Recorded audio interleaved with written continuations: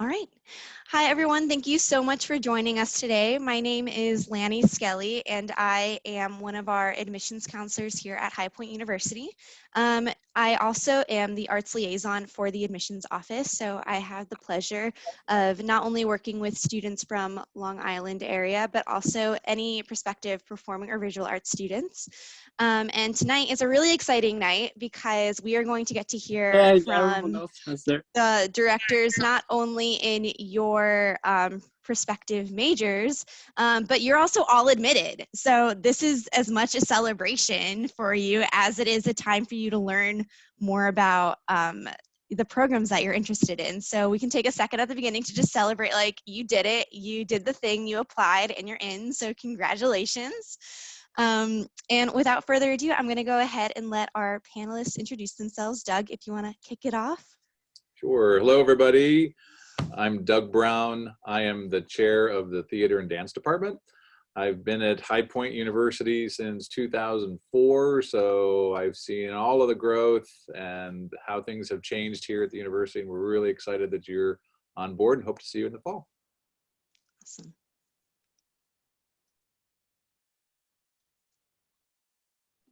All right. I'll go next. Hey everyone, I'm Lindsey Howie. I am Assistant Professor of Dance and Head of Dance here at HPU. So it's really nice to see all of you and congratulations on being admitted. So hope to see you all. I'll jump on in there. I'm Marc Foster, Chair of the Department of Music and Director of Choral Activities. I direct all the choirs at the university, and we are so excited to see you guys. We've been waiting for you to get to campus. Can't wait until the fall to get here, to get you onto campus, and to start making music together. So anyway, that's who I am.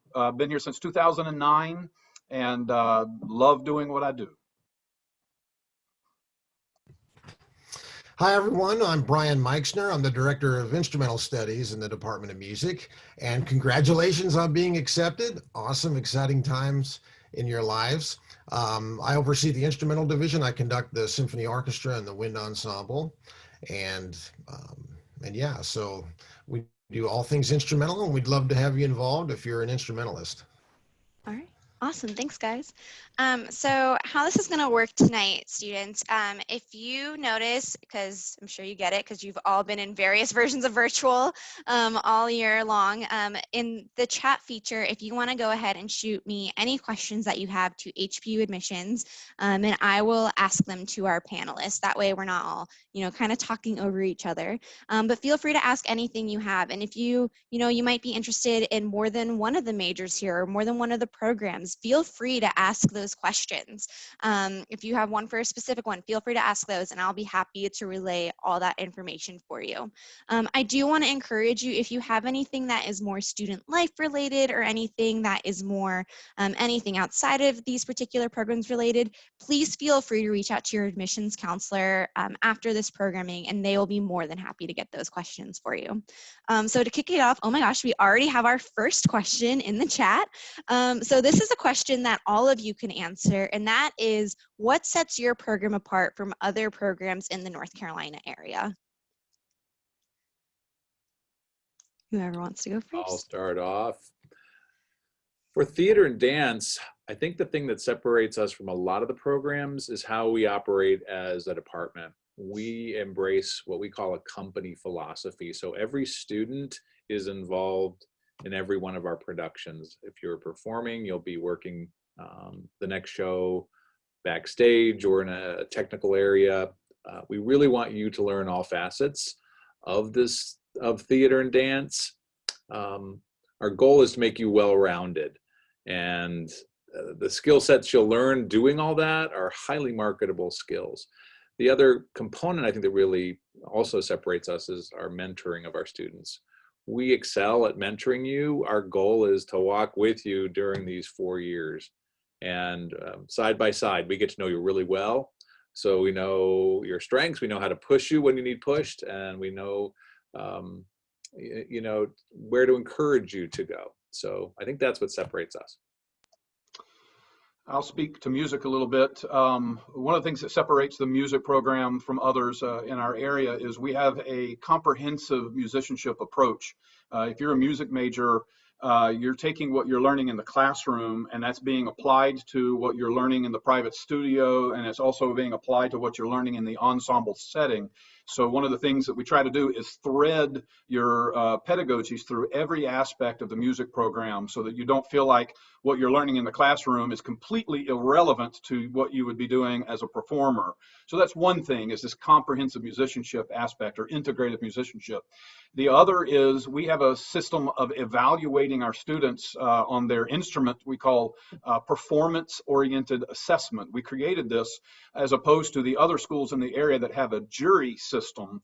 A jury system, just very briefly, is you study voice or an instrument all semester long, and at the end of the semester you have a major performance in front of the faculty. It's very intimidating. You throw up before you get out there, and you're very nervous. And if you don't do well, it just sucks to be you. What we've done is we take and we spread those evaluations out throughout the entirety of the semester. And so in a real performance scenario, so you'll really be performing your repertoire in front of a real audience, and every music faculty that's there will be evaluating your performance. We have a standard form that they fill out. And at the end of that recital, they give their forms to your studio teacher. And at your very next lesson, they go over that assessment for you. And so it takes what is one big assessment at the end of the semester, and it spreads it out throughout the entirety of the semester. So you get multiple opportunities to correct and improve. And the last thing that I would say is, and I think Dr. Meixner would agree, is the quality of our ensembles. We have one of the top choral programs in the state.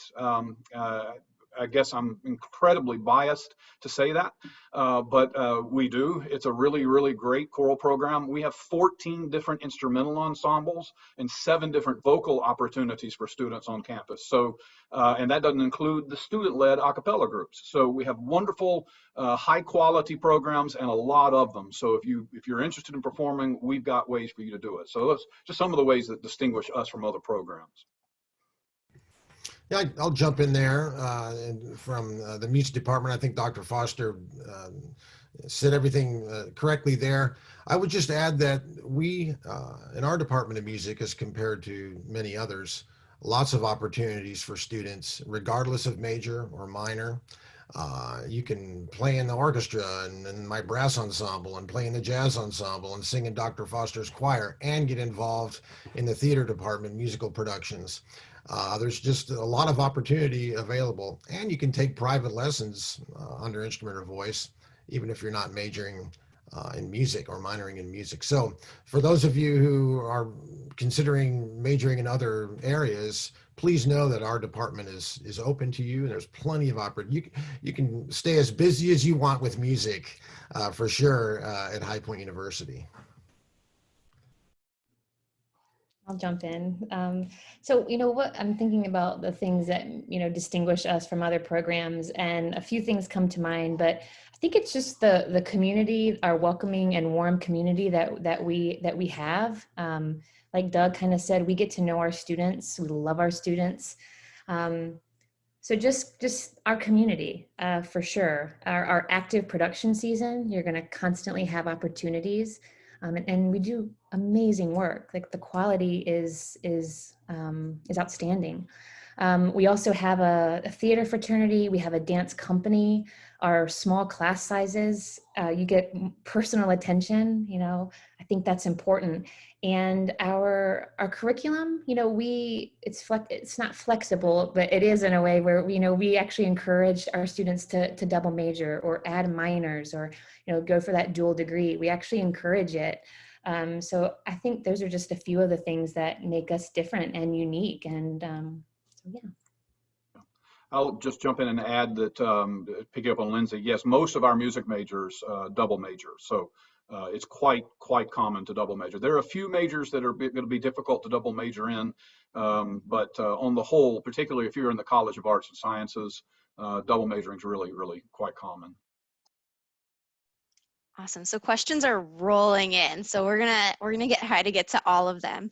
This is a question that Doug or Mark, I think you could answer. Can theater major? Oh, I just scrolled past. Can theater majors also be involved in choral ensembles and/or take private voice lessons? / How does this work for musical theater majors?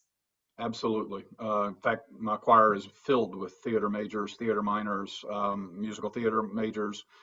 You do not have to be a music major or minor to be in my choir, but you certainly can be a theater major for sure. My rehearsals are in the early afternoons, so they don't conflict with evening theater rehearsals. And only occasionally do we run into issues with performances, but usually we work those out well before we even set our schedules. So there's not a lot of conflicts there. And taking private lessons is just as easy as signing up for them, registering for them. You get a 30-minute lesson once per week scheduled around your class schedule so it won't conflict.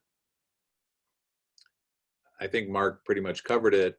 Really, any student here is able to do whatever they want. You don't necessarily have to be a major in the program or a minor. We encourage you to consider either one of those. I'm trying to think what else to say. As far as classes go, we worked really well so we don't schedule on top of each other as well. So if you're in a choir, it shouldn't conflict with classes you might take. Musical theater is probably one of the biggest commitments of shows, as most of you know who have done them. They're the longest rehearsal period. But as far as how that rehearsal goes, it's evenings. We rehearse Sunday through Thursday night, typically 6 to 10, somewhere in that window of time. And we're pretty conscious of people's time schedule. If you're not needed in a rehearsal, we're not going to call you until certainly we get closer to Tech Week. Then it's all hands on board for everything, as you all know. Awesome. And do instrumental private lessons work the same as private voice lessons? Yeah, it's exactly what Dr. Foster described. You can sign up for any instrument, string, woodwind, brass, okay, piano as well, guitar, and percussion. And you submit your schedule to the professor, and then they align your schedule with the openings that they have, and they pick a 130-minute slot a week where you get your lesson, and it works in your schedule. So yeah, it's identical really to how Dr. Foster described it. And you can also take lessons as a beginner. So if you want to learn how to play the oboe, we would love for you to learn how to play the oboe, so we need more oboists. But yeah, you don't have to audition to take lessons or be an expert. If you just want to learn how to do something, this is the place to do it. Awesome. Can you please talk about the technical part of the theater program? I'm trying to get our technical director to sign on. Can we maybe table that question for about 10 minutes and see if he gets on? And then we'll come back. Absolutely. For sure. Awesome. For sure. So the next question is, how does dance placement work for classes? That's a great question. So the only class where we have different levels are our studio courses. So most of the time, dance majors and minors, when they're coming in their freshman year, they will take DNC 1200, which is Exploration of Modern Dance, and they'll take that with me. We hold a section of that course for majors and minors. So all incoming majors and dance minors have that ability to take that class with me. And then it's just the level of the class is the class. So everyone has to take jazz, ballet, and then when they take the studio courses, they can decide if they want the lower level or the more advanced level. So it really just depends. But as an educator, I'm constantly teaching various levels, anyway, and I've gotten pretty good. So, I can give a combination, but maybe a more beginner, add a little, intermediate, and then an advanced level as well. So we may have varying levels within the class, but that to me, is a positive, because I think no matter what, we can always learn from one another at whatever level we are. And then as far as placement, we don't really have an audition for those placement classes. It's kind of up to the instructor to kind of see if they're ready for that higher level studio course. Does that answer? Yeah, perfect. This is a question for all of you across the board. What will classes or performances look like in the fall, or what are you anticipating them looking like? And I think this is probably a good opportunity to probably answer the big question on everyone's mind is how have you adapted those things in the COVID environment as well? So I'm praying nightly that in the fall we're back to regular, rehearsals and regular performances. That's my prayer. But right now, what we're doing on the vocal end of things, I'll just speak for vocal because that appears to be the most dangerous aspect with the COVID. So what we do is we're following the recommendations that came out over the summer from the Colorado aerosol studies as it relates to music, which suggested that if you're going to be singing, that you be masked. So we have very specific masks that we've ordered that are for singers. They're very closed all the way around. They don't let any air out whatsoever, and therefore no air in as well. Well, I mean, you know what I mean. Nothing coming in that's not being filtered. They also sit away from the lips a little bit so that you can articulate, and the material is different so that you're able to hear better. So we have to wear masks. We have to be a minimum of 6 feet apart, and we try to do more than that if the space allows, and our space does. And we're also limited to no more than 30 minutes of rehearsal indoors, and then we actually have to vacate the room, and we have to let the air cycle through the HVAC unit. We try to do it so that it cycles through at least twice. So for us, that's about 20 minutes. And so what we do is with choir, we'll rehearse for 30 minutes in one space. We then walk to a different space in the facility that's also available. We rehearse there for about 15 or 20 minutes, and then we walk back to the space and finish our rehearsal in our regular rehearsal room. Our performances on the voice end of things are right now have been no audiences this academic year. So we live stream our performances and love for people to join that live stream, but we don't have any in-person audiences for voice. I know it's different for instrumental and theater, but that's where we are. Yeah, I'll jump in on the instrumental side, very similar to what Dr. Foster described in terms of protocols and mitigations. As you may know, HPU has been in person the entire academic year, so starting back in August. So we've been rehearsing and performing this way for the entire year. In terms of the orchestra and the wind ensemble, we've broken things down into smaller groups. We have to be at least 6 feet apart. And we have some fairly large spaces that we're rehearsing in right now, but not large enough to fit everyone. And it's not safe to have that many wind players in particular. So we've divided things down to 10-piece, 12, 18-piece groups that rotate the students in and out. And so the students don't play on every single piece, but they play on the majority of them. And then the orchestra, we've taken things into a string orchestra, and then a woodwind ensemble, and a brass ensemble, which includes some percussion as well. And it's very similar to what Dr. Foster described, is a certain number of minutes, 30, 45 for strings we can do.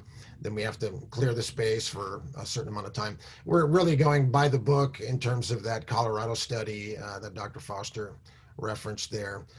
Anything they say to do, we do. Now for the instruments, for strings, they wear regular masks. For the wind instruments, woodwind and brass, we have special musician masks that we use. It has an opening in the middle, and then you separate it and put the mouthpiece or the reed in. It's not the most comfortable situation, but it is the safest. And then we also have bell covers that fit over the ends of the instruments, all the instruments, be it brass or woodwind, and that mitigates aerosol flow coming out of the end of the instrument. So those are the efforts that we're doing. And it will continue that way for the rest of this semester. But as Dr. Foster mentioned, we're all really hoping to be back to normal in the fall. But we will do what's safest for the students. And we're having great experiences. I know Dr. Foster's choir, they sound fantastic right now, and they're dealing with all these things. And that's how we are with the instrumental. It's different, but we're doing some cool things that we may not have done otherwise. So we're sort of finding some silver linings where we can. So as far as theater and dance for the fall, yes, we want things to go back to normal, but like everyone has been saying, we've been able to function and still produce work. Our class sizes are smaller. So, reduced class sizes. wearing masks, obviously. I know that in dance class, there are certain things that we can't do. You know, we can't really go across the floor. So we're kind of stationary, but, you know, we're finding ways to get our students moving, obviously. You know, we take breathe breaks, you know, we're wearing masks and it's hard to do that while we're dancing, but, you know, frequent breathe breaks and frequent water breaks. So if we had to continue, I mean, you know, we got to do what we got to do, but we can manage. And then as far as our rehearsals, you know, we've kind of spread out this past semester, or the fall semester and the spring semester. We've made our productions a little bit smaller, and so we've had less rehearsal time. So we've just kind of condensed everything, you know, again, just adapting constantly so that we're safe, our students are safe, our faculty, our family, but that we're still able to produce work and we're still able to be in the classroom safely. And I'll chime in a little bit too. So for theater, as Lindsey alluded to, we recreated our entire season this past year because we wanted to perform. And we have, and we've done theater with masks and social distancing, very, very small audiences. Our 400-seat proscenium stage was allowed 10 to 20 people, which drives us nuts. But nonetheless, we still did it. And it was actually a great experience for our students. They wanted to perform, they wanted to be together. You can still be creative in this era, which is interesting. I mean, we all long for communion again and connectivity and I want to block a show where I can touch somebody and not be 6 feet away from them. But that's coming. Like Marc said, we're hopeful the fall will bring us back to some sense of normalcy. But if not, we will adapt. Our motto for the theater and dance was adapt, create, connect. And that's what we have to do as artists, is adapt to what's out there. And so we model that for you guys. But we're still performing, which is a wonderful thing. Awesome. Doug, I didn't know if you wanted to talk about the technical theater aspect of the theater department. Sure, I'll do my best. I was hoping Russell Hill, our technical director, could join us, but He's on. Hey, oh, he's on. yay.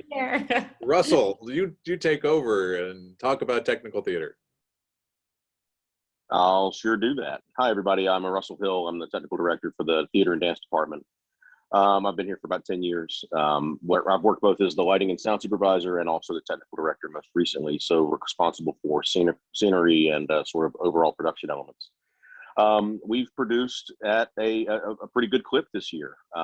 We went into the year understanding that that our production standards may be a little bit lower than typically they are, but we also understand that any experience for a production student is a quality experience. I can't tell you how many shows that I've done over the years in various locations where I've shown up not knowing what I was going to do that day at all.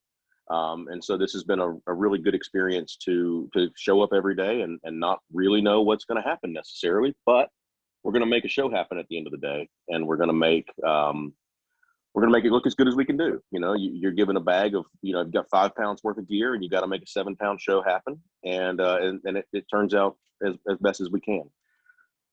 We also support the music department and have helped them stream choral concerts, band concerts, things like that, so that our parents and other students can watch those concerts, you know, not in person. As far as our productions in the theater department, we've done something most weekends, especially in the fall, and in the spring we've done similar, mounting full stage productions of Laramie Project, using microphones to help us get some sibilance around the masks, using perioctoi, some Greek scenery, to do easy scene changes and things that are low stress on the department. We also did some work in the amphitheater on campus in the fall, in the form of Oedipus the King, and we did that super low tech. Just we had to load it in every night and take it out every night, because we wanted it to be the normal space during the daytime and needed it to be the theatrical space in the evenings. So everybody got an experience of working as a company to assemble and disassemble that every day. Did I answer your question? Yes, 100%. Thank you so much. So Absolutely. speaking of these live streams we keep hearing about, is there a way for students to be able to watch them? And are there any places for students to see any past dance and theater performances as well as the vocal and instrumental ones? So the easiest way would be to like or follow each of the departments on some social media, Instagram, Facebook, wherever, because that's where we publicize these events. But for the live stream, they're all, if I'm not mistaken, I might be speaking out of turn, but I think they're all at highpoint.edu/live, LIVE. And they're live streamed there. For the music department, if you go to YouTube and search High Point University Department of Music, you'll find just page after page of choral and instrumental videos of past performances, so you can kind of get a flair of what our department is like. As far as theater and dance go, we have been producing some of that work towards on that same website, the HPU Live. A lot of our stuff has also been through some more private links because of rights negotiations with the script companies, the MTI and other companies that we work with. When we do, oh my gosh, Godspell in a few weeks, we'll have to stream that through a very specific website that tracks how many people come and see the piece. But again, like Marc said, everything will be on our Instagram page, and I think on our Facebook page as well. But our Instagram page is really up to date, and we're doing a really good job with keeping that one up to snuff. Yeah, and just so you guys know, as admitted students, whenever there are any of these productions happening, if you follow those accounts and you see something happening, if you reach out to your admissions counselor and you let them know that you want to get a hold of it, they are going to be able to get you hooked up with the link to be able to watch it if you can't figure out however else to do it. So that's a great way to continue to utilize your counselor as a resource. Or if you're not sure, you can always reach out to me and I'm happy to help you get that as well, because we want you to see the programs that you're going to be a part of. So don't be afraid to ask for those opportunities to watch as well. Awesome. I don't know if any of you can speak to this. If not, I'm happy to. The Creative Arts Fellows Program, what all, could one of you possibly elaborate on what all is involved with that? I'll be happy to, and Doug, you can fill in any holes there. So the university has a number of fellows programs where it takes cohorts of students that are interested in similar things and creates a 4-year program for them.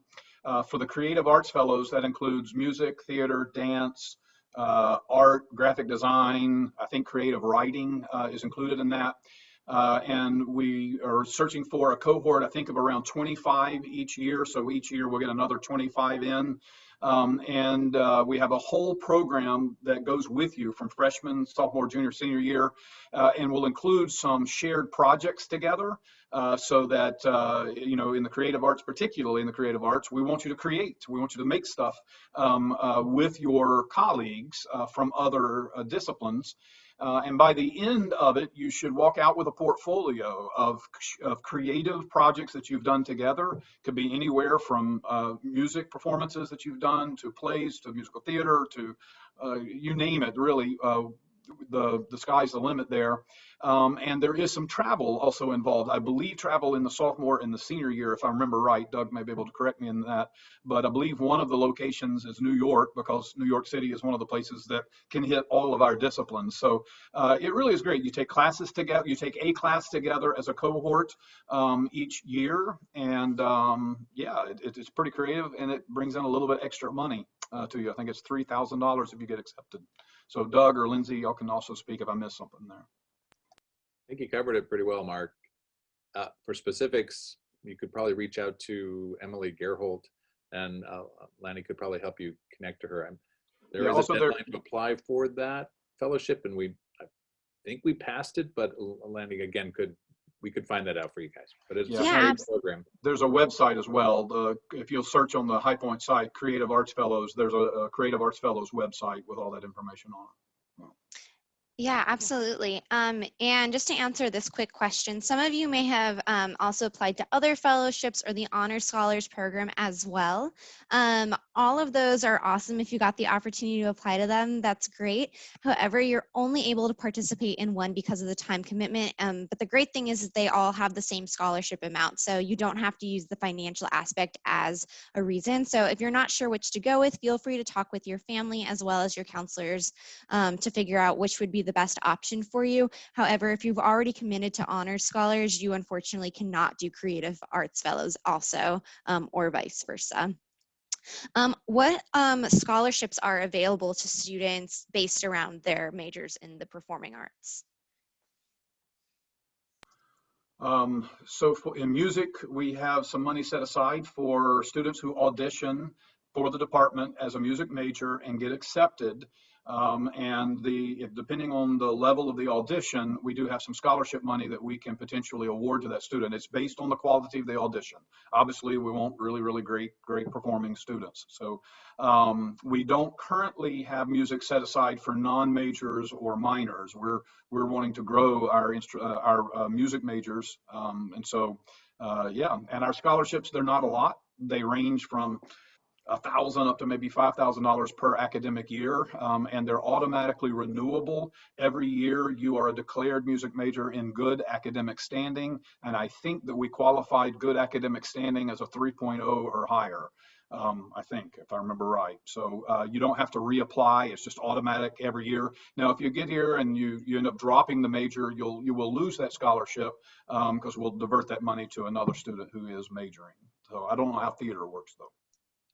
Similar, we do award scholarships to incoming freshmen, and we do ask for an audition or portfolio submission just so we get a chance to see your work.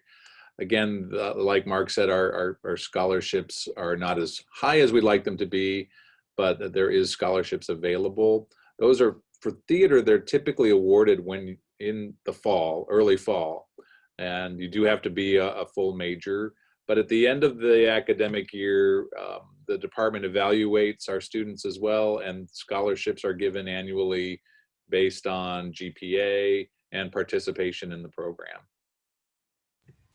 And just to follow up on the auditions, many students have been asking me, well, how do I come to campus and audition, the COVID and what's happening? So students can audition on Zoom, Skype, whatever, and they can also just pre-record their audition and send it in, which is not a bad deal, because if you don't sound good the first time, you just delete it and record another one. So we're making it easy on folks this year. We do want to hear great playing, but it can be done recorded ahead of time. We're actually not allowed to do any in-person auditions at this point. So please know that we're very flexible in terms of that.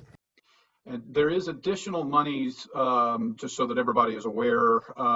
For example, Dr. Meixner has a wind ensemble, and if you get accepted into that, there's an additional work study stipend that can go to you.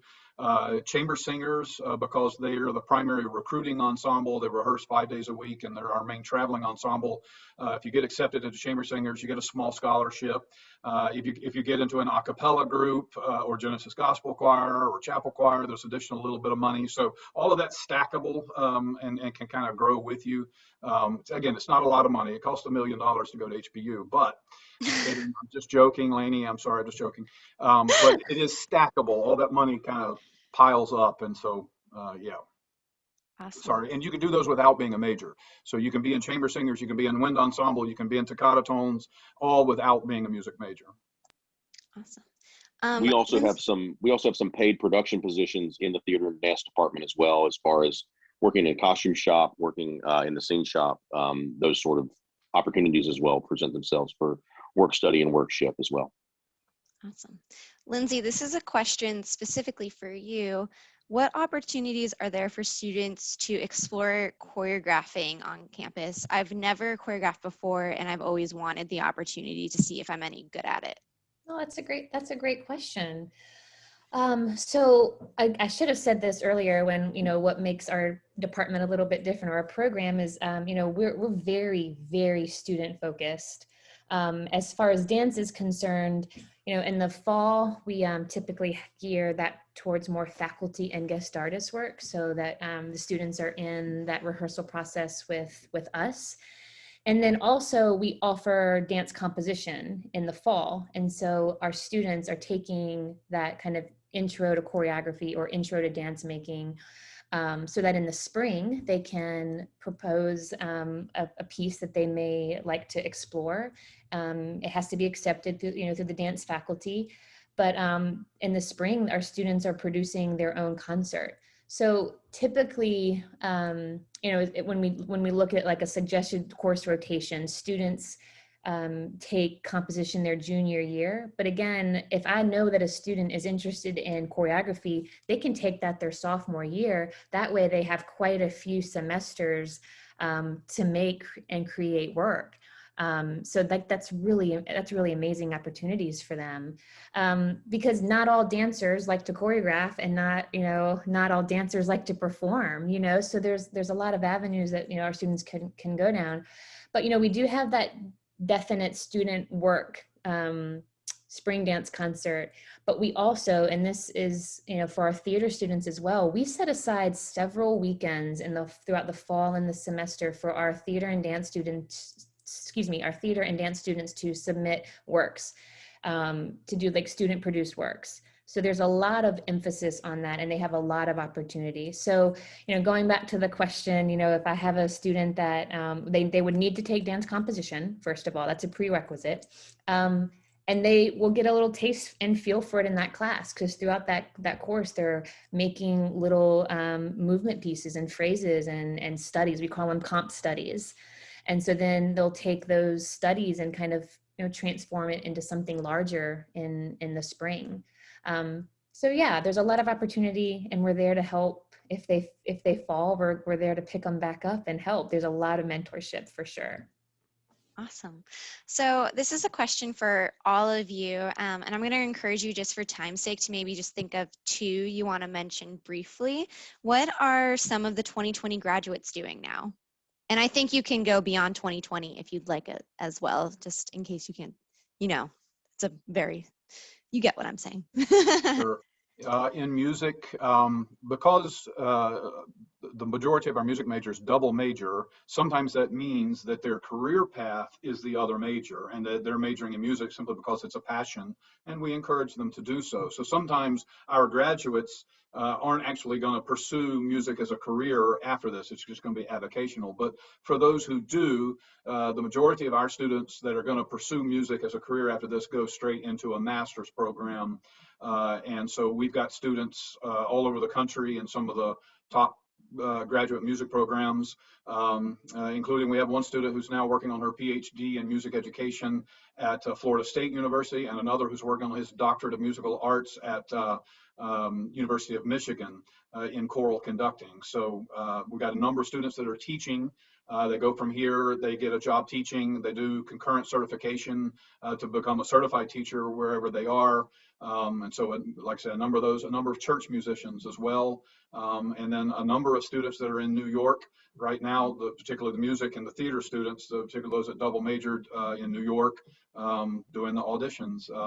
Had one student who was on, well, that's a theater student. I was thinking Matt Hollis. So Doug, I'll stop and let you talk about Matt Hollis, what he was doing before COVID shut it down. But he was in my choir, so that's why I mentioned that. I'll let Russell talk about that one. He has more background. But like Marc, a lot of our students we really encourage graduate study. We have a couple that are getting their master's degree in directing in London. That's 2 years running. We have several students that work at Disney in various capacities. A lot of our performance students get their foot in the door through technical theater. And I'll let Russell chime in because he's had the more experience with that. We currently have, once the tour picks back up, we have 3 students working on the Marvel Universe worldwide tour. One is the lighting director, one is the master carpenter, and Matt Hollis, who Marc was talking about, was playing Thor in that show.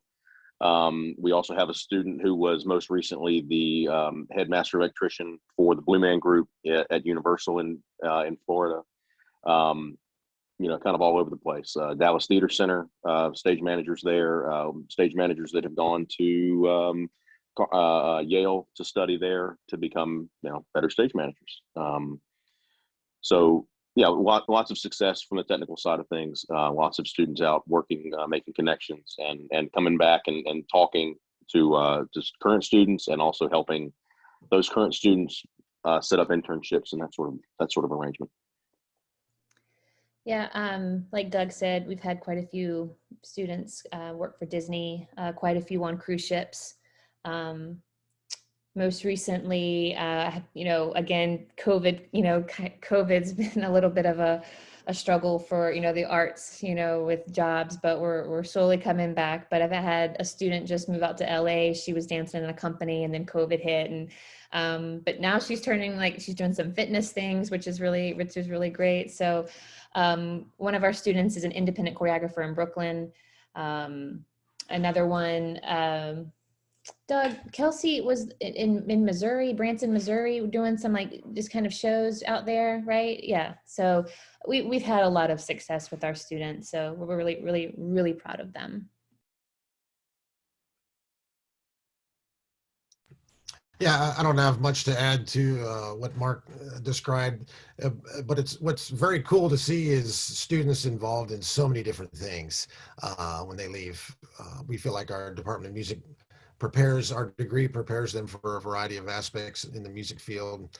And so we see that, and we see them, as Marc mentioned, going into their double major field as well. So we've had some very successful students over the years, certainly.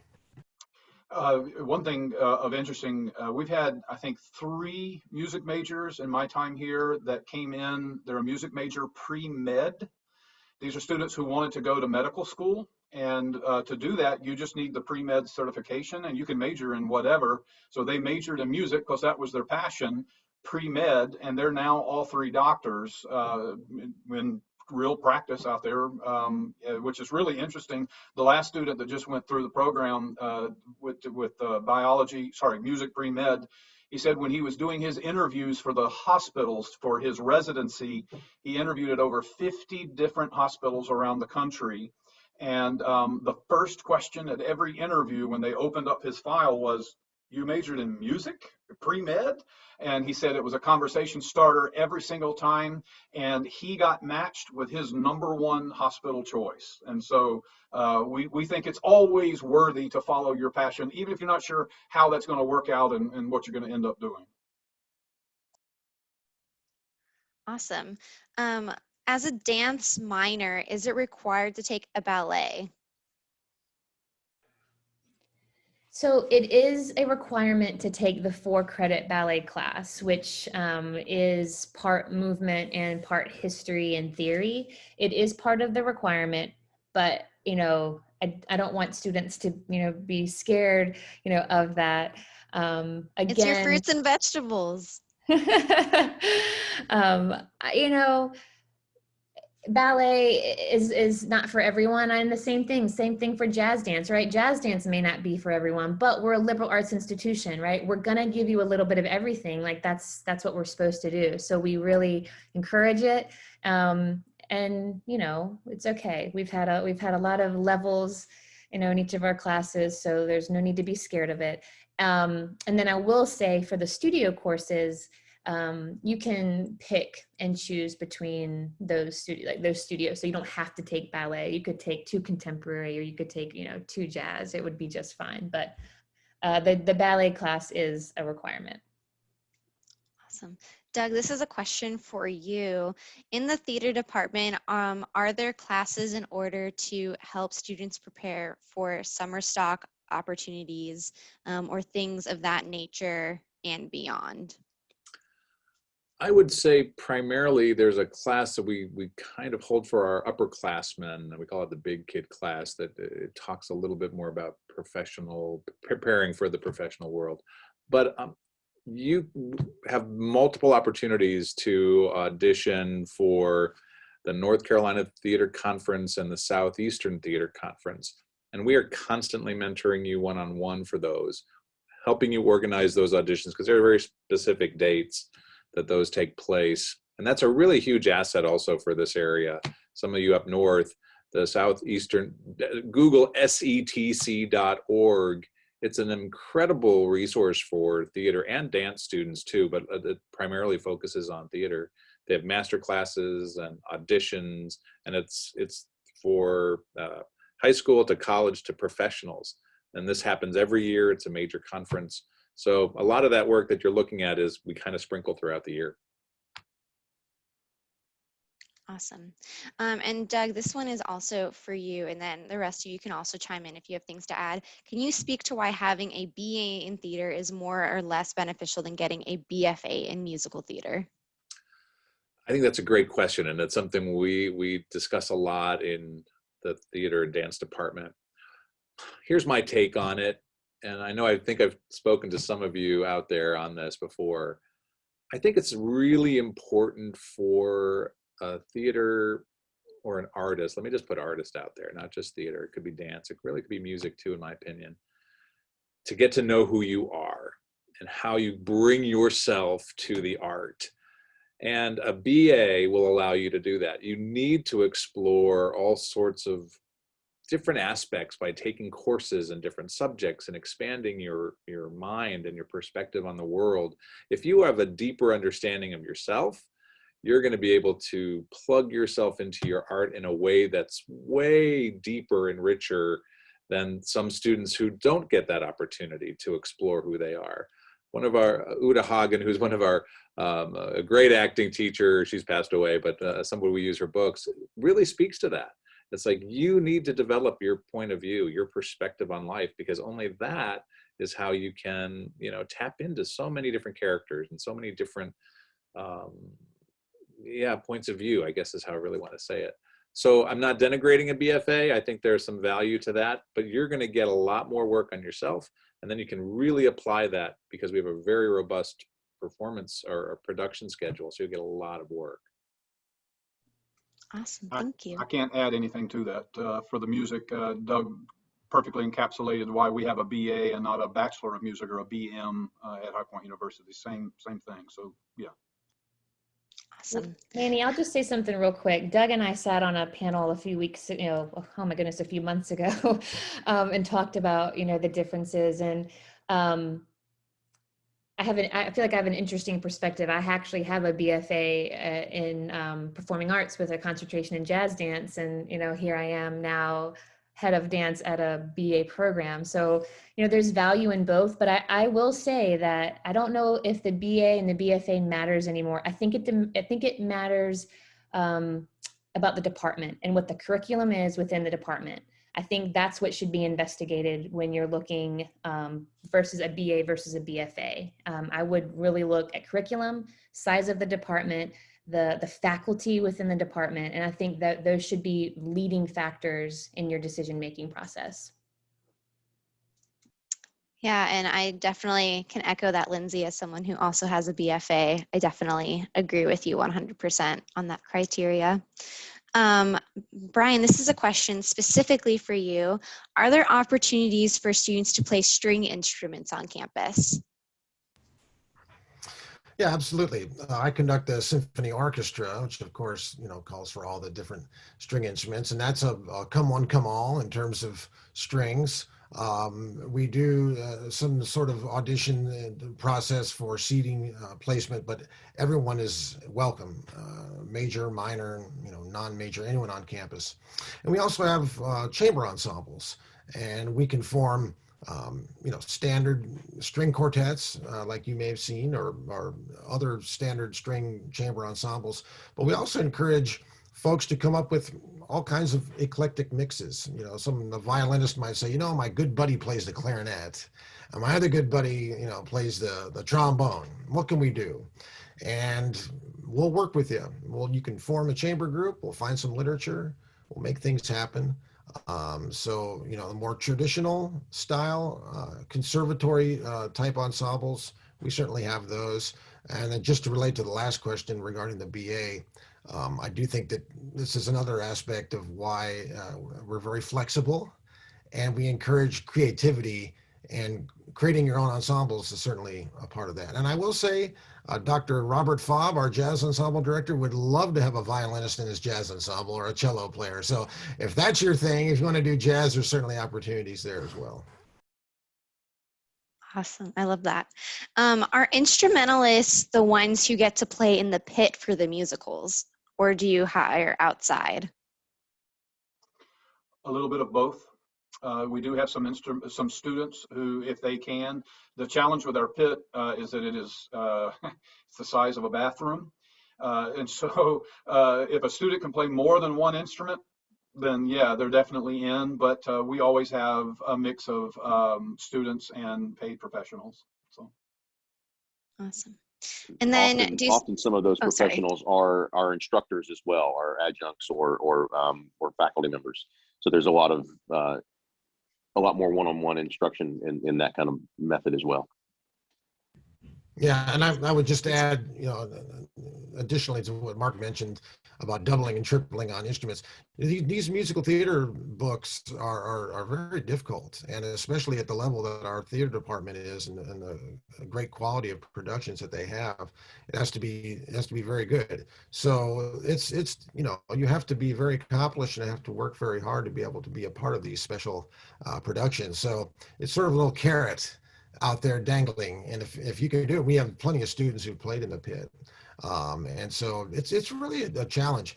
And look, if you're a professional musician, instrumentalist, pit work is part of it. And so again, yet another opportunity for students to get involved in a variety of different ensembles and experiences. Awesome. This is a question for Doug and Lindsey, whoever wants to take it. What are the opportunities to work with guest artists? I'm guessing they just got the one about Cassidy, and that's probably why they're wondering about more information about that. I'll start, but I'll let Lindsey talk too, because they're very different.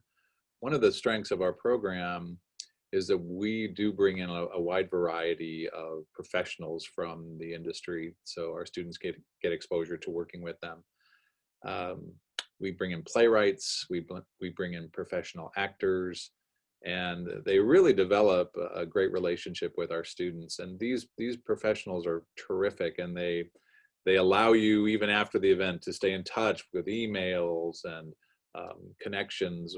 We've brought in John Cariani, who was the author of Almost Maine. Many of you might know it because it's a pretty well-produced play. He's been here 4 or 5 times, and he's a professional Broadway actor. And many of our students have gone to New York, seen his shows, and he takes them backstage. So you really can develop some really close relationships with these guest artists. Yeah, so we actually bring in a guest artist for to work with our students for our faculty concert. And we try to change the genre up each year. So I bring in, again, a variety of guest artists. We've had ballet, we've had jazz, we've had tap, we've had Afro-Cuban social dance, we've had hip hop. So where I may not offer classes like Afro-Cuban social dance or hip hop in our curriculum, I try to bring that in for bring in guest artists for that type of work. And so typically how it's been done in the past, a choreographer will come in, have an audition, and then work very intensely for 1 to 2 weeks to set their choreography on the students, and then they get to perform that work. And again, those genres vary. And then I'm connected to other dance artists, and so I'm bringing in friends that can teach, and our students love it. So they'll have master classes on stage at Hayworth Fine Arts, and it's just a great opportunity for our students, again, to make those connections. I know for a fact that the last choreographer we had, she was from New York, and she came in, and my students didn't even get to perform the piece because it was for spring 2020, and we got shut down 2 weeks before it was supposed to open. And so they never got to perform this piece, but it was a historical piece about the Triangle Shirtwaist Factory fire, and so it was really historical, beautiful, contemporary piece. The piece actually won several choreography awards. and they're still in touch with her. They still talk to her. Her name was Denise Murphy Rohr. And so my hope is to bring her back to still finish that experience for our students. But yeah, I mean, we're constantly bringing in guest artists to make connections with our students, but also just give them a different experience that I can't give, or some of the other dance faculty can't give. Awesome. And I don't know if Brian and Marc, you wanted to comment on anyone you guys are bringing in as well.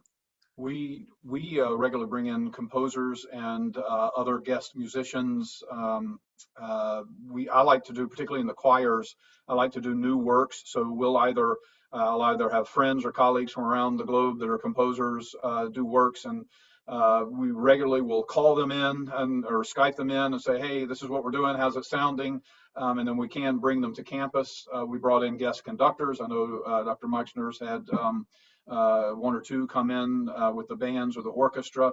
And on a guest artist side of stuff, we have so many artists that are in this area, high quality, world-class artists. It's really not hard to call a friend and say, hey, come teach this. Dr. Fobb with the jazz ensemble regularly brings in top quality jazz musicians.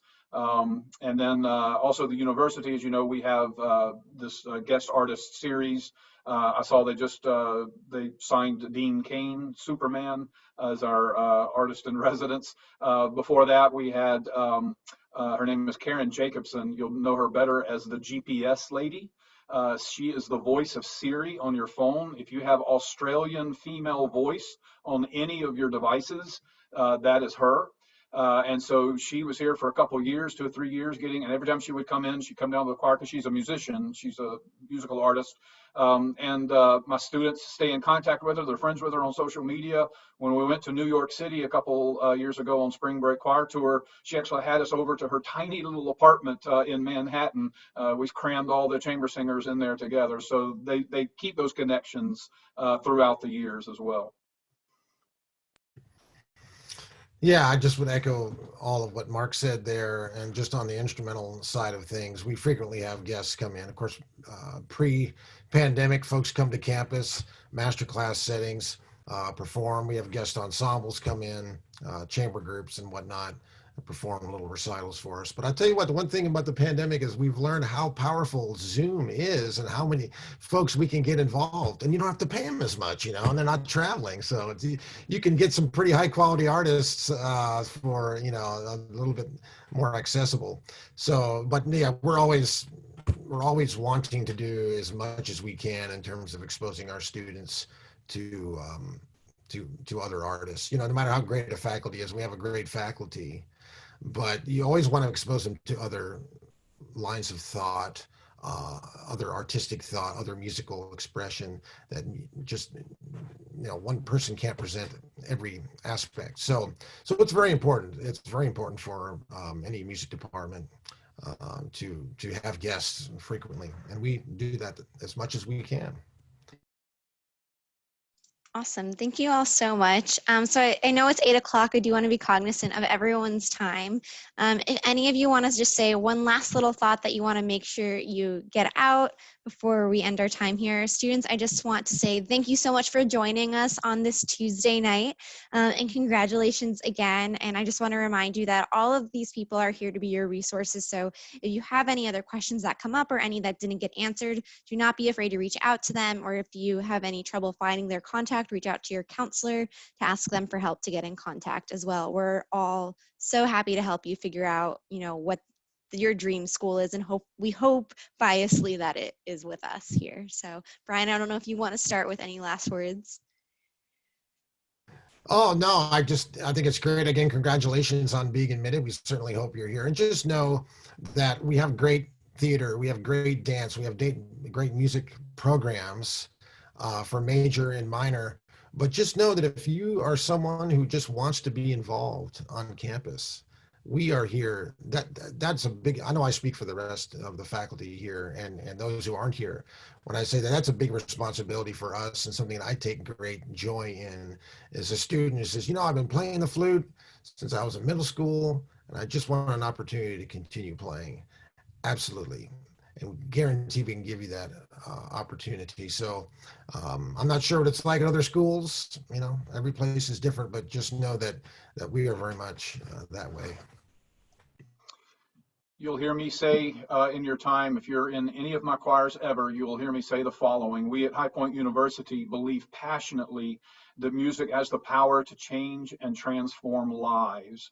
That transformation begins first in the heart and the life of the performer, and then extends outwards to everyone who gets to experience our art. So if that's you, if that's something that you want to be in, we want you involved in the music program, whether it's in private lessons or in ensembles or taking classes, whether you're majoring or minoring or just want to participate, we want to have you in the Department of Music. I'll chime in really quickly. I think the strength of the performing arts on this campus is the faculty and their willingness to be open to you. Our doors, I know in the theater department, and I'm sure in music, are always open to our students. And we really are here for you. We want you to grow, we want you to succeed, and we hope to see you all in the fall. I don't really have anything to add. They spoke so eloquently, but I just wanted to say thanks for, letting me be a part of this. And Howie at highpoint.edu. I love talking to prospective students or, just not quite sure. I love talking about what we do. So you can email me, we can call, we can chat over the phone. Just try to get in touch with me if you, want or need some more information. So thanks. Yeah, I agree with Lindsey. We can't really add anything to it, to what's been said, but yeah, rhill at highpoint.edu is me if you have questions. Yeah, and I also just want to take a second really quick to say all of these programs, again, have social medias. I know some of you already follow High Point U, you already follow HPU Admissions, so you already follow my Instagram account. So don't be afraid to type in those Instagram accounts and to really start getting up to date, especially if you want to see what's going on in those programs. But with that, we wish you a wonderful rest of your night and a wonderful rest of your week. We hope if you're in some of those colder states, you're staying warm. And bye, everyone. Thanks for joining us. Bye, everybody. See ya.